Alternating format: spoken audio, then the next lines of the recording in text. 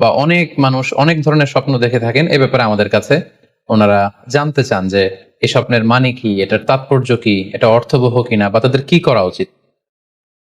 তো সেজন্য আজকে আমরা এই স্বপ্ন নিয়ে the significance of dream in Islam এই ব্যাপারে বিস্তর আলোচনা করবার চেষ্টা করবো। আমা তাওফীকি ইল্লা বিল্লাহ।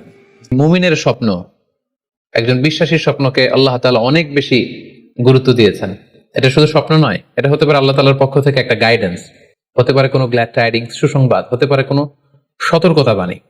এজন্য এই স্বপ্নকে, বিশ্বাসীদের স্বপ্নকে আল্লাহ রাসূল সাল্লাল্লাহু আলাইহি ওয়াসাল্লাম নবুয়তির 46 ভাগের 1 ভাগ বলে উল্লেখ করেছেন। দিনের বেলা হয়তো সে বাজারে যে ব্যবসা বাণিজ্য করে, রাতে হয়তো দেখা যাচ্ছে সে যে জিনিসপত্র কিনছে, দরদাম করছে, সেটা তার পক্ষ থেকে।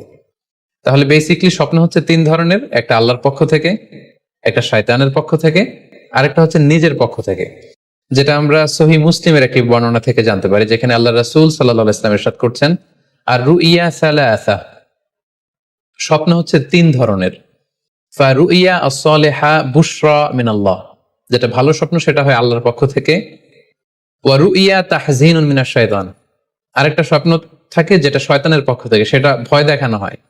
ভয়ঙ্কর যদি কোনো দুঃস্বপ্ন দেখে থাকেন তাহলে এটা আল্লাহর পক্ষ থেকে নয়, এই স্বপ্নটা শয়তানের পক্ষ থেকে। আরেকটি হচ্ছে রুইয়া মিম্মা ইউহাদ্দিসুল মারউ নাফসাহু, আরেকটি স্বপ্ন ব্যক্তি সে নিজের সাথে নিজে স্বপ্নে হয়তো কথা বলে বা এমন কিছু দেখে যেটা সুসংবাদও নয়, যেটা ভয়ঙ্করও কিছু নয়, বরং সারাদিন সে যে বিষয়টি নিয়ে চিন্তা ভাবনা করতো, রাতে সেটার একটা প্রতিচ্ছবি, সেটাই সে দেখতে পাচ্ছে। এটা হচ্ছে নিজের পক্ষ থেকে স্বপ্ন। তাহলে খুব সহজে আমরা এভাবে বলতে পারি যে স্বপ্ন 3 প্রকার: একটা হচ্ছে রাহমানি, আর একটা হচ্ছে শাইতানি, আর একটা হচ্ছে নাফসানি।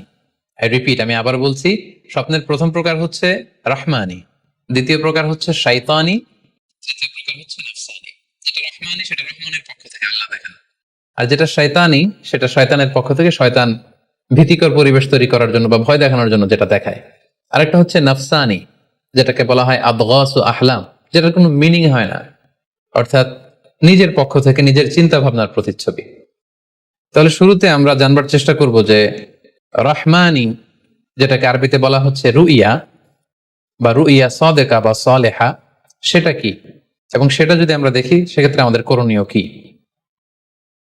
এক্ষেত্রে আমরা সহিহ বুখারীর একটি হাদিসকে উল্লেখ করতে পারি, যেখানে আল্লাহ রাসূল সাল্লাল্লাহু আলাইহি ওয়াসাল্লাম ইরশাদ করেছেন, ইযা রাআ আহাদুকুম রুইয়া ইউহিব্বুহা, তোমাদের কেউ যদি কোনো স্বপ্ন দেখে যে স্বপ্নটা সে পছন্দ করে, মানে স্বপ্নটা দেখে he feels good or she feels good, তার ভালো লাগছে, তাহলে বুঝতে হবে ফা ইন্নামা হিয়া মিনাল্লাহ, এই স্বপ্নটা আল্লাহর পক্ষ থেকে, এটা সাধারণ স্বপ্ন নয়, এটা খুবই অর্থবহ স্বপ্ন।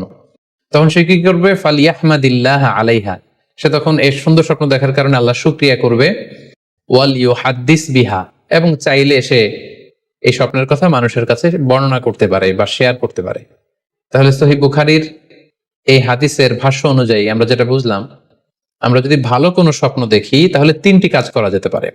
প্রথমত আল্লাহর প্রশংসা করা, যেহেতু আমি ভালো একটি স্বপ্ন দেখেছি, আল্লাহ শুকরিয়া বা প্রশংসা আমরা করতে পারি। দ্বিতীয়ত চাইলে সুসংবাদ হিসেবে এই স্বপ্নটা আমি কারোর সাথে শেয়ার করতে পারি।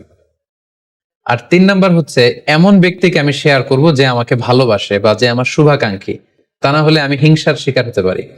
কারণ আন-নি'মাতু মাহসুদা, যে কোনো ধরনের নেয়ামতই, আপনি যদি আল্লাহর কোনো বিশেষ মার্সি, ব্লেসিংস বা নেয়ামত পেয়ে ধন্য হন, এটা সবার ভালো নাও লাগতে পারে, এটা সবার অন্তরে সহ্য নাও হতে পারে, ফলে আপনি হিংসার শিকার হতে পারেন। সো ভালো স্বপ্ন দেখলে আপনি চাইলে কারোর কাছে শেয়ার করতে পারেন। সেক্ষেত্রে সে যদি আপনার শুভাকাঙ্ক্ষী হয় বা আপনাকে পছন্দ করে, আপনাকে ভালোবাসে, এরকম কাছের কারোর সাথে আপনি শেয়ার করতে পারেন।